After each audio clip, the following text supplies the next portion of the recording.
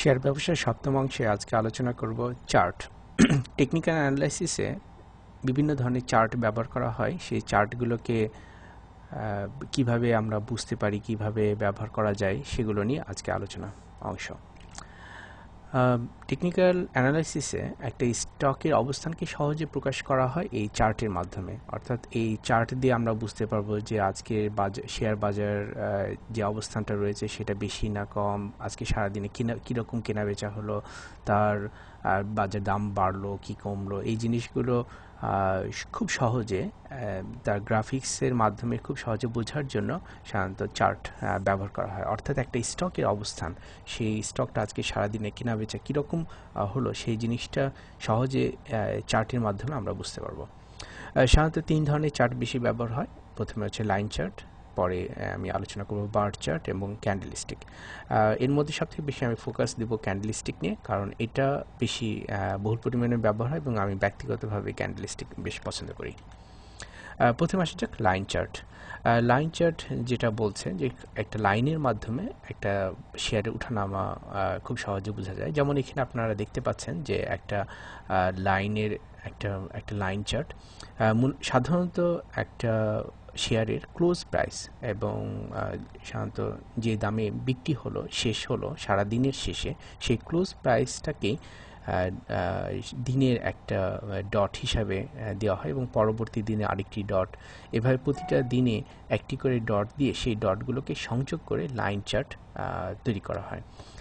এখানে আপনি দেখতে পাচ্ছেন যে একটা লাইন চার্ট, এবং এখানে কালো অংশ যেটা সেটা হচ্ছে দাম বেড়েছে, এবং লাল অংশ যেটা রয়েছে তার মানে হচ্ছে এই জায়গায় দাম কমেছে। অর্থাৎ পূর্ববর্তী গতকালকের ক্লোজ প্রাইস থেকে আজকের ক্লোজ প্রাইস যদি কম থাকে তাহলে সেক্ষেত্রে এটা লাল চিত্র দেখাচ্ছে, আর যদি গতকালকে প্রাইসের থেকে আজকের দাম বেশি থাকে, যেমন এখানে আপনি কালো কিছু লাইন দেখতে পাচ্ছেন, অর্থাৎ এখানে দামগুলো বেড়েছে। লাইন চার্ট খুবই সিম্পল এবং এটা সহজে বোঝা যায়। আমাদের বাংলাদেশে ডিএসসির যে ওয়েবসাইটে যে চার্টগুলো দেয় সেটা হচ্ছে লাইন চার্ট। লাইন চার্টের মাধ্যমে লাইন চার্ট খুবই সিম্পল, প্রথম কথা, এবং এটা সহজে এটা বোঝা যায় যে ওঠানামা কেমন হচ্ছে। যেমন এখানে আমরা দেখতে পাচ্ছি দাম কমেছে, যেমন এখানে আমরা দেখতে পাচ্ছি এটার দাম কমেছে এবং এখানে দামটা আবার ঊর্ধ্বমুখী আপ ট্রেন্ডে রয়েছে। খুব সহজেই একটা শেয়ারের অবস্থানটাকে বোঝা যায়। কিন্তু এইটার সবথেকে অসুবিধা হলো যে একটা সারাদিনের মধ্যে শেয়ারটা কেমন ওঠানামা করলো, এটা কেমন দামটা বেড়েছিল, সেটা দাম কি কমেছিল না বেড়েছিল, ওপেন কীরকম হলো, ক্লোজ কীরকম হলো, এই জিনিসগুলো লাইন চার্টে বোঝা হয় না। লাইন চার্ট সিম্পল যদিও, কিন্তু টেকনিক্যাল অ্যানালাইসিসের জন্য খুব একটা সাহায্য করে না। সাধারণত যারা টেকনিক্যাল অ্যানালাইসিস করেন তারা মূলত দুটো চার্ট ব্যবহার করেন, বার চার্ট এবং ক্যান্ডেলস্টিক চার্ট। বার চার্ট বেশ ব্যবহার হয়, এবং তার পাশাপাশি ক্যান্ডেলস্টিক খুব সবথেকে বেশি জনপ্রিয় চার্ট হলো ক্যান্ডেলস্টিক। বার চার্ট কি? বার চার্ট হলো ক্লোজ প্রাইসের মাধ্যম দিয়ে শুধু যে লাইনে যে প্রাইস, লাইন চার্টে যেটা ছিল তার থেকে আরেকটু রিচ এটা। তার কারণ হলো যে এখানে একটা দিনে তার উঠানামা পুরোটাই বোঝা যায়। যেমন এখানে আপনি দেখতে পাচ্ছেন কিছু বারের মাধ্যমে একটা শেয়ারের উঠানামা দেখাচ্ছে দৈনিক ভিত্তিতে। এখানে প্রতিটা দিনের এক একটি দিনে এক একটি বার দিয়ে বোঝায়, এবং সেই বারটা আমরা এখানে বাম পাশে দেখতে পাচ্ছি। প্রথমেই একদম নিচের যে দাগটা থাকবে, এই দাগটা দিয়ে শুরু হয় সাধারণত ওপেন প্রাইস, অর্থাৎ যে দাম দিয়ে একটি শেয়ার মার্কেট তার যাত্রা শুরু করলো দিনের শুরুতে। অর্থাৎ যদি আমাদের দেশে শেয়ার বাজার যদি 11টার সময় খুলে, 11টার সময় যে ওপেন প্রাইস দিয়ে যে দামটা শুরু হলো সেটাকে আমরা ওপেন প্রাইস বলি। এবং বলার পর দিনের শেষে সারাদিন ধরে এটা উঠানামা হয়, এটা কখনো বাড়ে, কখনো কমে, কখনো দুপুরের দিকে বাড়ছে, আবার কখনো কমে যাচ্ছে। এই উঠানামা, সর্বোচ্চ উঠানামা অংশটুকুকে আমরা এই হাই দিয়ে বোঝাই, এবং দিনের সর্বনিম্ন অবস্থানটাকে লো দিয়ে বোঝাচ্ছে। এবং পরিশেষে আসছে ক্লোজ প্রাইস, যেটা আপনি এখানে দেখতে পাচ্ছেন। ক্লোজ প্রাইস অর্থাৎ যখন দিনের শেষে যখন ক্লোজ হচ্ছে, যদি দুপুর 3টার সময়, সাধারণত আমাদের ডিএসসি দুপুর 3টায় ক্লোজ হয়, তখন এই ক্লোজ অর্থাৎ যে অংশে বন্ধ হলো সেই প্রাইসটাকে দিয়ে আমরা ক্লোজ প্রাইসটাকে ইন্ডিকেট করি। মনে করা যাক দিনের শুরুতে 200 টাকা দিয়ে শুরু হলো, সেখানে আমরা ওপেন প্রাইস আমরা দেখছি 200 টাকা, তারপর এটা হয়তোবা দিনে 400 টাকা পর্যন্ত বাড়লো, আবার 150 টাকা পর্যন্ত সর্বনিম্ন আসলো, আবার হয়তোবা এটা 250 টাকা পর্যন্ত ক্লোজ হলো। তাহলে আমরা এইভাবে 200, তারপর সর্বোচ্চ 400, আর সর্বনিম্ন 150, আর ক্লোজ প্রাইস হলো 250। এইভাবে করে আমরা খুব সহজে একটা বার চার্ট আঁকতে পারি। বার চার্ট বিশ্লেষণ করার বেশ কিছু সুবিধা রয়েছে, যেটা আমরা এর আগে লাইন চার্টে আমরা পাইনি, কারণ লাইন চার্টে আমরা শুধুমাত্র ক্লোজ প্রাইসটা নিয়ে আলোচনা করেছি, কিন্তু বার চার্টে আমরা দিনের মধ্যে কখন ওপেন হলো, দিনের মধ্যে তার উঠানামার অবস্থাটা কি, সেটা আমরা বার চার্টে বোঝাচ্ছি, এবং বার চার্টের মাধ্যমে ট্রেন্ডটা আমরা বুঝতে পারি, তার দিনের মধ্যে সর্বোচ্চ সর্বনিম্ন বুঝতে পারি, যে কারণে এটা লাইন চার্টের থেকে আরেকটু বেশি পরিমাণ ব্যবহার করা হয়। তবে বার চার্টের থেকেও আমি ব্যক্তিগতভাবে যে ক্যান্ডেল চার্ট বা ক্যান্ডেল স্টিক আমি ব্যবহার করি, যেটা এখানে আমি আলোচনা করব। ক্যান্ডেল স্টিক আমার সব থেকে প্রিয় চার্ট সিস্টেম, এটা মূলত 200 বছর আগে জাপানের মুনেহিসা হোমা নামে এক ভদ্রলোক ছিলেন। ইনি মূলত একজন চাল ব্যবসায়ী। আমি যে সময়ের কথা বলছি, সেই সময় আমাদের কম্পিউটার প্রযুক্তি ছিল না, এত হাইটেক জিনিসপত্র ছিল না। এই সময় মুনেহিসা এই হোমা ভদ্রলোক ইনি একজন চাল ব্যবসায়ী, এবং এই চালের দাম জানেন যে আপনার উঠানামা করে, কখনো দাম বাড়ে, দাম কমে। তো উনি এই চালের যে দাম উঠানামা করছে, এটা খুব সহজে ভিজুয়ালাইজ করবার জন্য, খুব সহজে বোঝার জন্য, মানে জাস্ট দেখে আমি যেন বলতে পারি সেরকম বোঝার জন্য উনি ব্যক্তিগতভাবে উনি একটা নিজে ব্যবহার করতেন একটা সিস্টেম, যেটা অনেকটা দেখতে মোমবাতির মতন। সেখান থেকে নামটা আসছে ক্যান্ডেল স্টিক। পরবর্তীতে 1980 সালের দিকে এই ক্যান্ডেল স্টিক মূলত প্রাচ্যে, আমেরিকা, ইউরোপে দিকে আসে এবং সেখানে ব্যবহার হয়। আমি অবশ্যই উল্লেখ করব যে আমাদের টেকনিক্যাল অ্যানালিসিসে কিন্তু জাপানিজদের অনেক কন্ট্রিবিউশন রয়েছে, এবং তার একটা কন্ট্রিবিউশনের কত বড় একটা অংশ হলো যে ক্যান্ডেল স্টিক তৈরি করেছেন জাপানিজরা। এবার দেখা যাক একটা ক্যান্ডেল স্টিক কীভাবে তৈরি হয়।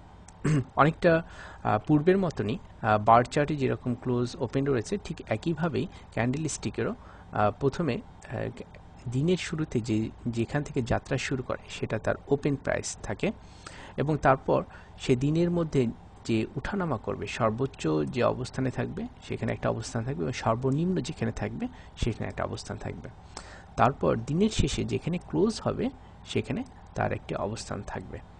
এভাবে একটা দিনের শুরুতে যে অবস্থান সেটাকে ওপেন প্রাইস বলছে, দিনের শেষে যে অবস্থান সেটাকে ক্লোজ প্রাইস বলছে, এবং এই ওপেন প্রাইস এবং ক্লোজ প্রাইস দিয়ে মূলত রিয়েল বডি, অর্থাৎ একটা মোমবাতির যে অংশটুকু সেটা এটা দিয়ে তৈরি করা, অর্থাৎ আমরা এই অংশটুকুকে আমরা পাচ্ছি রিয়েল বডি, অর্থাৎ ওপেন প্রাইস এবং ক্লোজ প্রাইসের অংশটুকু হচ্ছে তার রিয়েল বডি।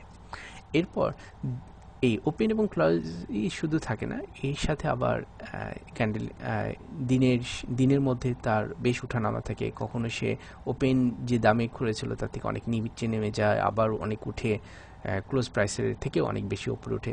এই দিনে সর্বোচ্চ অবস্থানটাকে হাই প্রাইস বলছে, যেটা আমার এইভাবে একটা শ্যাডো দিয়ে বোঝায়, একটা লম্বা একটা লাঠি দিয়ে বোঝায়, বা মোমবাতির যে সুতোর অংশের মতন একটা শ্যাডো দিয়ে বোঝায় এই হাই অংশ, এবং দিনের সর্বনিম্ন যে অংশটুকু সেটা আরেকটি শ্যাডো দিয়ে বোঝায়, এইভাবে করে একটা শ্যাডো। এভাবে করে একটা ক্যান্ডেল স্টিকের মধ্যে মূলত আমরা পাচ্ছি তার রিয়েল বডি এবং তার শ্যাডো অংশ। রিয়েল বডি দিয়ে আমরা বোঝাচ্ছি তার ওপেন এবং ক্লোজ প্রাইস কীরকম, এবং শ্যাডো দিয়ে আমরা বুঝতে পারছি তার দিনের মধ্যে সর্বোচ্চ কতটুকু গেছে আর দিনের মধ্যে সর্বনিম্ন কতটুকু গেছে। দুই ধরনের ক্যান্ডেল স্টিক রয়েছে, যেখানে ওপেন প্রাইস যদি কম থাকে এবং ক্লোজ প্রাইস যদি বেশি থাকে, তাহলে এই সাদা রিয়েল বডিটা সাদাভাবে তৈরি করা হয়। অনেক সময় এটাকে সবুজ রঙে প্রকাশ করে, বা হালকা অন্য কোনো রঙেও এটা প্রকাশ করা হয়ে থাকে। অর্থাৎ যখন আমরা রিয়েল বডিটা আমরা সাদা পাচ্ছি, তখন আমরা বুঝতে পারছি যে এই শেয়ারটার দাম বেড়েছে।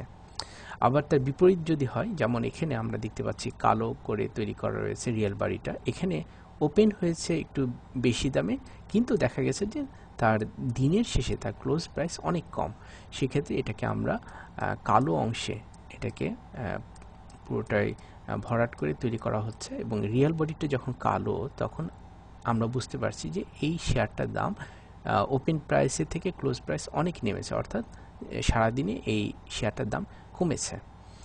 এইভাবে ক্যান্ডেলস্টিকের মাধ্যম দিয়ে খুব সহজে একটা শেয়ারকে ভিজুয়ালাইজ করা সম্ভব। তবে ক্যান্ডেলস্টিকের বেশ কিছু বৈশিষ্ট্য রয়েছে যেটা আলোচনা করব পরে। এবার দেখা যাক যে বার চার্টের সময় যেরকম আমরা দেখতে পাচ্ছিলাম যে একটা প্রাইসের সর্বোচ্চ অংশ সর্বনিম্ন পাচ্ছি, ঠিক তেমনিভাবে ক্যান্ডেলস্টিকেও আমি সেরকমভাবে সর্বোচ্চ সর্বনিম্ন তারপর ওপেন প্রাইস ক্লোজ প্রাইস পাচ্ছি। আপনি দেখেছেন যেটা প্রথমে আলোচনা করছিলাম যে লাইন চার্টের সময় এসে আমরা কিন্তু সেই জিনিসটা আমরা পাচ্ছি না, শুধুমাত্র ক্লোজ প্রাইস নিয়ে দেওয়া রয়েছে, কিন্তু দিনের মধ্যে তার উঠানামার বৈশিষ্ট্য কীরকম সেটা আমরা কিন্তু লাইন চার্টে পাচ্ছি না, সেটা আমরা পাচ্ছি বার চার্টে এসে, এবং আরও বিস্তারিতভাবে পাচ্ছি ক্যান্ডেলস্টিকে এসে। আমি ব্যক্তিগতভাবে ক্যান্ডেলস্টিক আমি ব্যবহার করি, আমার খুব পছন্দের স্টক চার্ট সিস্টেম হলো ক্যান্ডেলস্টিক। শুধুমাত্র আমি না, পাশাপাশি প্রাচ্যের অনেকেই সাধারণত টেকনিক্যাল অ্যানালিস্ট যারা, তারা বেশিরভাগই ক্যান্ডেলস্টিকটাকে বেশি পছন্দ করেন অন্যান্য চার্ট সিস্টেমে থেকে। তার কিছু তিনটা বৈশিষ্ট্য আমি বলবো।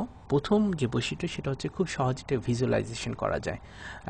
যেমন আপনাদেরকে দেখিয়েছি বার চার্টে এসে আমার এই দাগগুলোকে খুব সহজে একটু ডিস্টিংগুইশ করা একটু কঠিন হয়ে পড়ে, তার দিনের উঠানামাকে ভিজুয়ালাইজ করা একটু কঠিন, সেই তুলনায় ক্যান্ডেলস্টিকটা খুব সহজেই আমাদেরকে ভিজুয়ালাইজ করতে সাহায্য করে।